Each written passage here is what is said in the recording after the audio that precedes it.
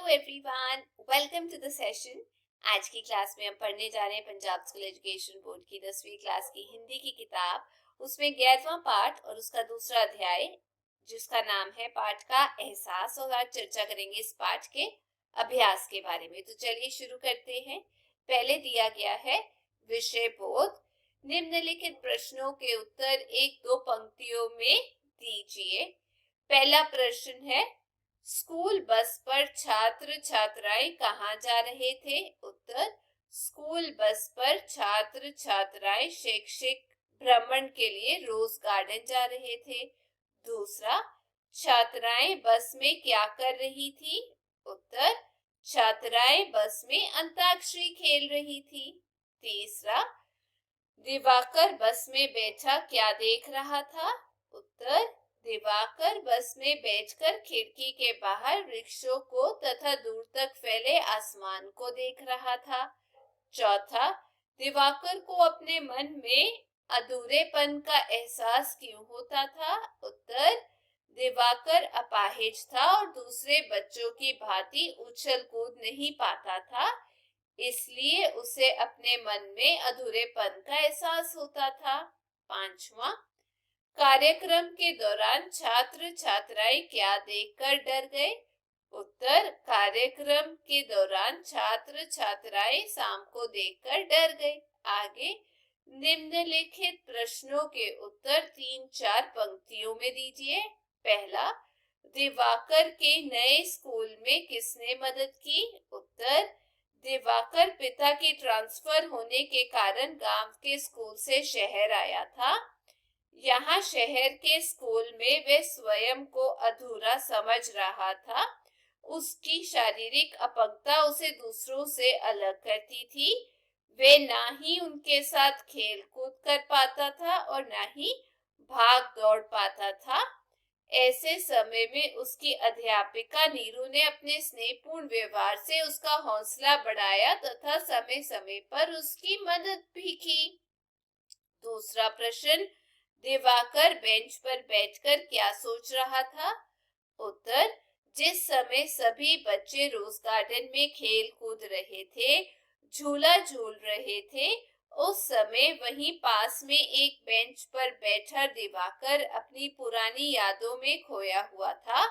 वह 2 साल पहले की घटना को याद कर उसी में खोया था। उसे याद आता है कि 2 साल पहले जब वह अपनी बड़ी मौसी के घर दिल्ली गया था, तब उसने वहां फन सिटी में कितना मजा किया। उस समय फन सिटी में कितना खेला कूदा था। वहां उसने खूब मस्ती की थी। यही सब विचार यादें उसके दिमाग में घूम रही थी। तीसरा, शाम को देखकर दिवाकर क्यों नहीं डरा? उत्तर, शहर में आने से पहले दिवाकर गांव के स्कूल में पढ़ता था।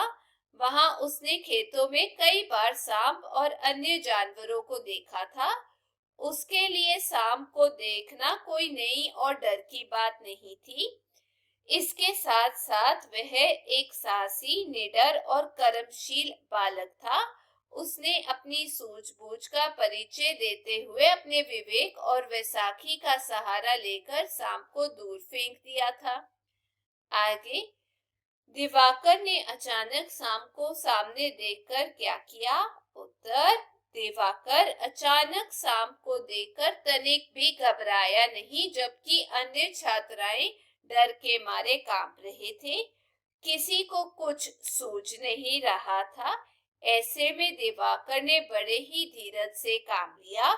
उसने बिना डरे और घबराए अपनी वैसाखी से शाम को उठाकर दूर फेंक दिया। पांचवा, दिवाकर को क्यों पुरस्कृत किया गया?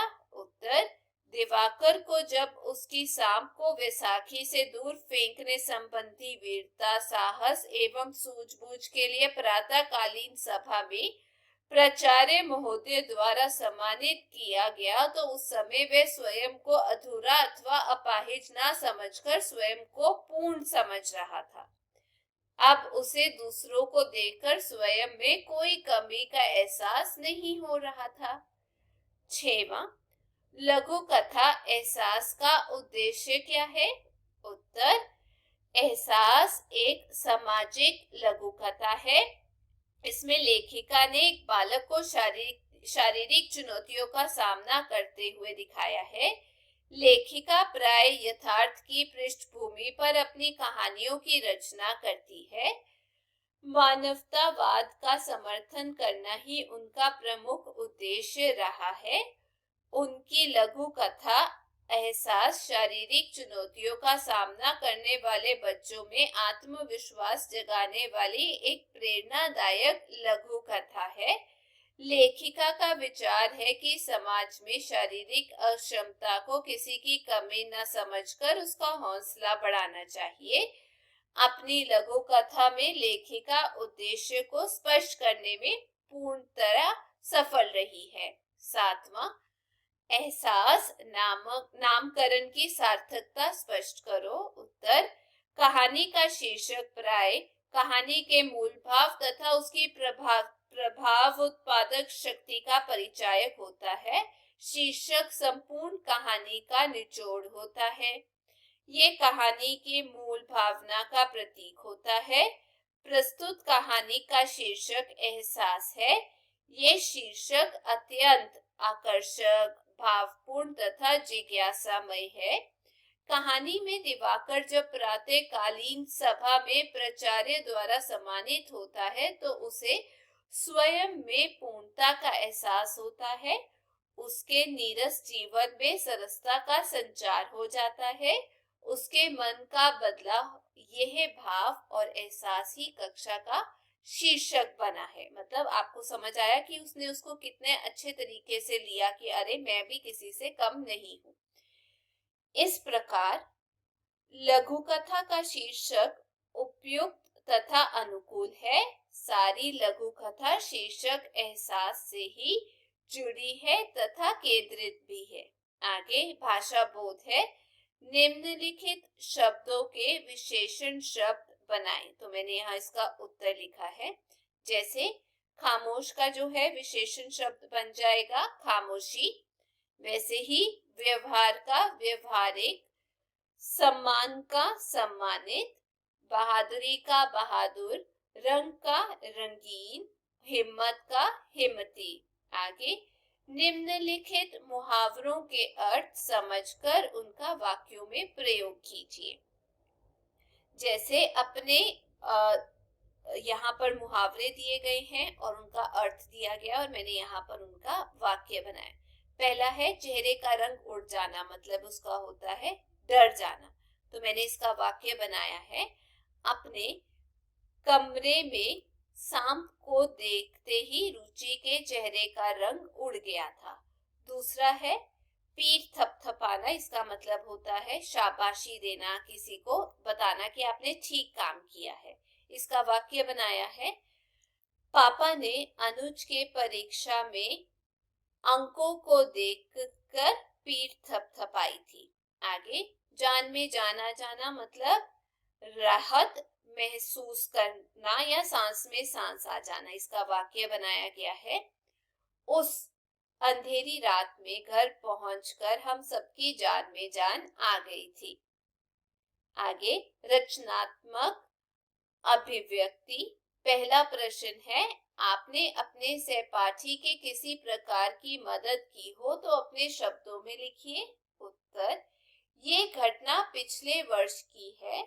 हमारे विद्यालय में पारितोषिक वितरण उत्सव मनाया गया था। हमारी कक्षा में कई विद्यार्थी सांस्कृतिक कार्यक्रम प्रस्तुत करने के लिए चयनित हुए थे।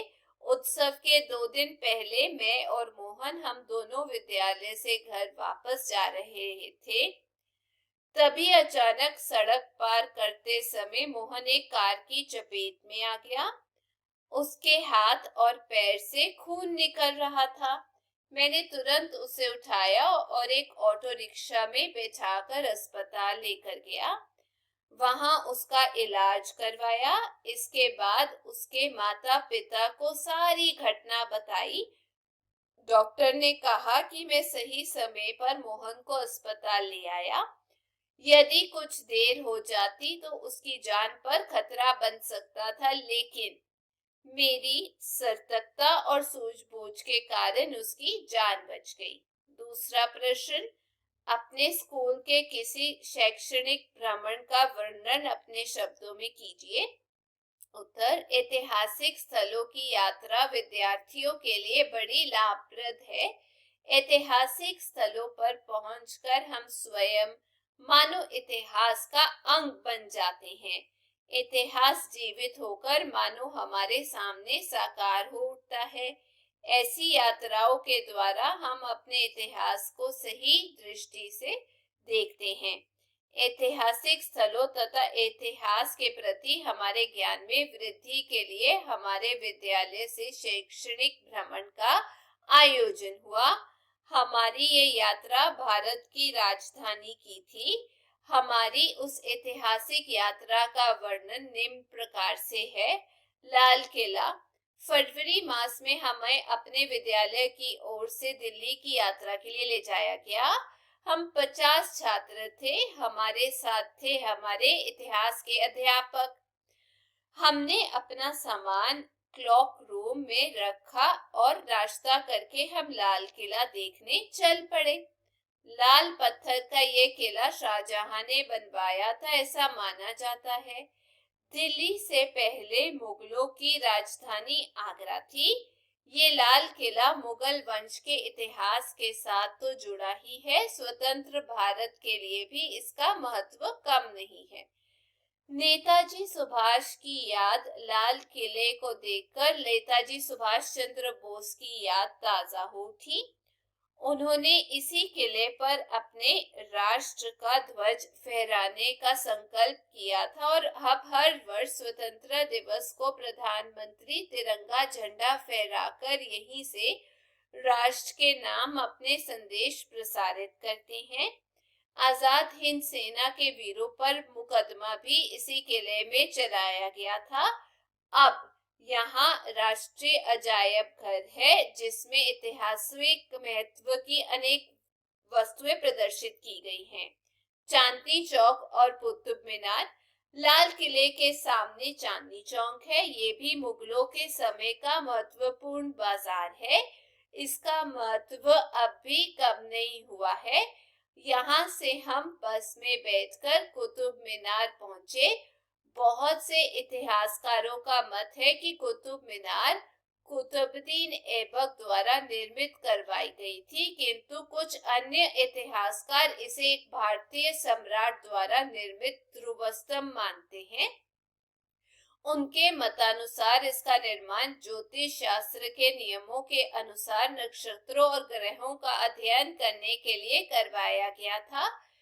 वे इसका संबंध कुछ दूरी पर बनी जंतर मंतर नामक खुली वेधशाला से जोड़ते हैं, जहां नक्षत्रों आदि की गति जानने के लिए काफी विशद प्रबंध किए गए हैं। जंतर मंतर को देखकर हम अपने पूर्वजों की वैज्ञानिक दृष्टि पर आश्चर्यचकित रह गए। बिरला मंदिर, अब हम लोग बिरला मंदिर गए। इसी मंदिर में प्रार्थना सभा में राष्ट्रपिता महात्मा गांधी की हत्या की गई थी। इस मंदिर को सभी संप्रदायों के देवताओं और महापुरुषों से संबंधित करके राष्ट्रीय एकता का प्रतीक बनाने की कोशिश की गई है। यही हमने भोजन भी किया। राष्ट्रपति भवन, अब हम लोग संसद भवन, सचिवालय तथा राष्ट्रपति भवन देखने गए। सौभाग्य से राष्ट्रपति भवन के मुगल बाग दर्शकों के लिए खुले थे। इन्हें केवल फरवरी मार्च में ही खेला जाता है। असंख्य फूलों से भरे इस उपवन ने हमारे मन मोह लिए। सुंदर मोर और हिरन यहाँ वहाँ घूम रहे थे। लगभग 1 घंटा वहाँ रुकने के बाद हम होटल लौट आए। राजघाट तथा शांतिवन, कुछ देर आराम करने के पश्चात हम राजघाट तथा शांतिवन गए। यहाँ क्रमशः महात्मा गांधी तथा जवाहरलाल नेहरू को श्रद्धांजलि अर्पित की। स्वर्गीय लाल बहादुर शास्त्री की समाधि देखने विजय घाट भी गए। लौटते समय हम जामा मस्जिद भी गए। यहाँ से सभी लोग स्कूटरों पर बैठकर कनॉट प्लेस चले। दिल्ली का सारा सौंदर्य शाम को वहां उमड़ आता है। यहाँ हमने टी हाउस में चाय पी थी। भीड़ को देखकर तो हम एकदम ही दंग रह गए। हम वहां अधिक देर नहीं ठहर सके क्योंकि रात की गाड़ी से हमें लौटना भी तो था। दिल्ली भारत का ही नहीं विश्व का एक प्रमुख शहर है। यहाँ अनेक दर्शनीय स्थान है। मैं समझता हूँ दिल्ली के भ्रमण के लिए कम से कम 1 सप्ताह का कार्यक्रम बनाया जाना चाहिए। आगे इम्पोर्टेंट क्वेश्चन आंसर्स हैं। पहला प्रश्न, एहसास शीर्षक कहानी किस तरह की कहानी है? उत्तर, एहसास शीर्षक कहानी शारीरिक चुनौतियों का सामना करने वाले बच्चों में आत्मविश्वास जगाने वाली एक प्रेरणादायक लघु कथा है। दूसरा, परीक्षा के तुरंत बाद किस कार्यक्रम का आयोजन हुआ? उत्तर, परीक्षा के तुरंत बाद शैक्षिक भ्रमण के आयोजन का कार्यक्रम निश्चित किया गया। तीसरा, दिवाकर की टांग कैसे टूट गई थी? उत्तर, पिछले वर्ष हुई एक दुर्घटना में दिवाकर की टांग टूट गई थी। चौथा, 2 वर्ष पहले दिवाकर कहाँ गया था? वहां उसने क्या किया था? उत्तर, 2 वर्ष पहले दिवाकर अपनी बड़ी मौसी के घर दिल्ली गया था। वहां उसने फन सिटी में खूब मस्ती की थी। पांचवा प्रश्न, सांस्कृतिक कार्यक्रम के दौरान लड़के और लड़कियां कहाँ बैठे थे? उत्तर, सांस्कृतिक कार्यक्रम के दौरान लड़के और लड़कियां वृक्षों के नीचे घर पर समूह बनाकर बैठे थे। छठवां, दिवाकर को अपनी पूर्णता का एहसास कैसे हुआ? उत्तर, प्रातःकालीन सभा में सम्मानित होने के बाद तालियों की गड़गड़ाहट में दिवाकर को अपनी पूर्णता का एहसास हुआ। सातवां, दिवाकर के लिए स्कूल नई जगह क्यों था? उत्तर, दिवाकर पहले गांव के स्कूल में पढ़ता था। वह शहर के स्कूल में अभी कुछ दिन पहले ही आया था, इसलिए स्कूल उसके लिए नई जगह थी। आठवां, एहसास किस प्रकार की रचना है? संक्षेप में बताएं। उत्तर, एहसास एक लघु कथा है। इसका कथानक अत्यंत छोटा है। छोटा कथानक होने के बावजूद इसका संदेश अत्यंत व्यापक एवं सटीक है। ये लघु कथा शारीरिक चुनौतियों का सामना करने वाले बच्चों में आत्मविश्वास जगाने वाली प्रेरणादायक लघु कथा है। 9वां, लघु कथा एहसास के आधार पर बताइए देश के सच्चे निर्माता कौन है? उत्तर, देश के सच्चे निर्माता देश के वे सभी लोग हैं जो अपने अपने गांव नगर में जन सामान्य के प्रति मानवता पूर्ण व्यवहार करते हैं। वे प्रचार और प्रदर्शन की अपेक्षा चुपचाप दीनहीन असहाय लोगों की सहायता करते हैं तथा उनका जीवन स्तर ऊंचा उठाने में उनकी भरसक सहायता करते हैं।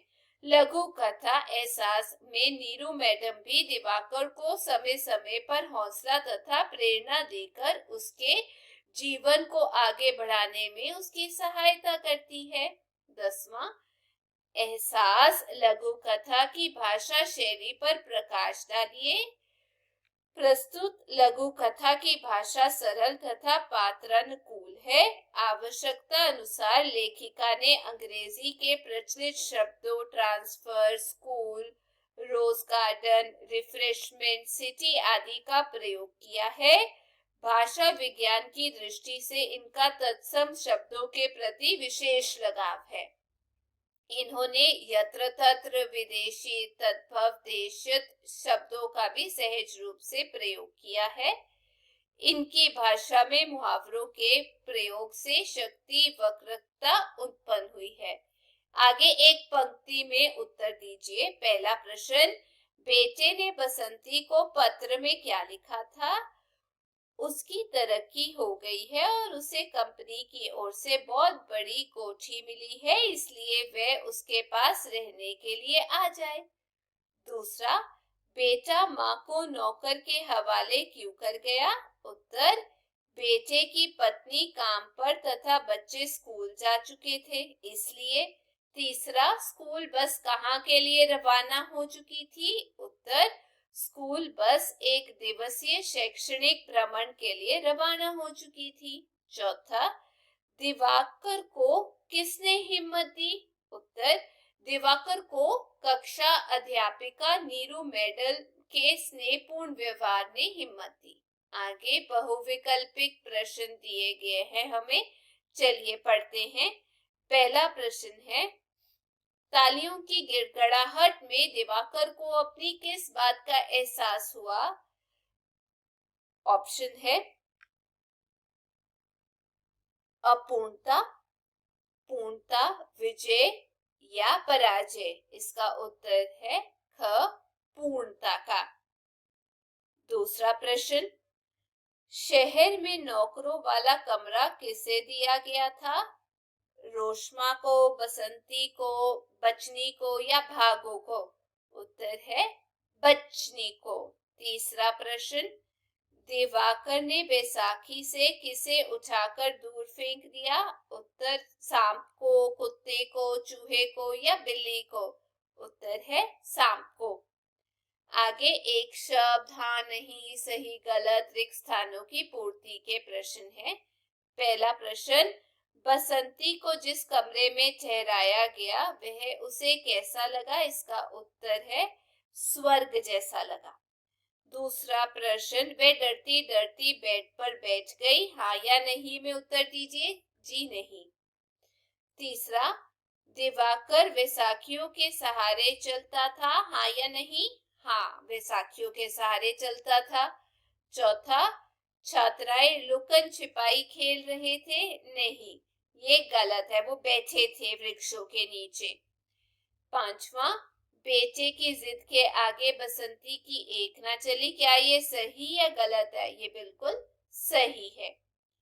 आगे, बहुत डैश गद्दे थे, बहुत नरम गद्दे थे। सातवां, नई जगह नए लोग। आठवां, तुमने तो कमाल कर दिया। तो ये था इस पाठ का अभ्यास। मैं उम्मीद करती हूँ आप सबको समझ आ गया होगा। यदि आपको वीडियो भी अच्छी लगी तो चैनल को लाइक शेयर सब्सक्राइब जरूर कीजिएगा। हम फिर मिलेंगे। Till then take care, bye bye.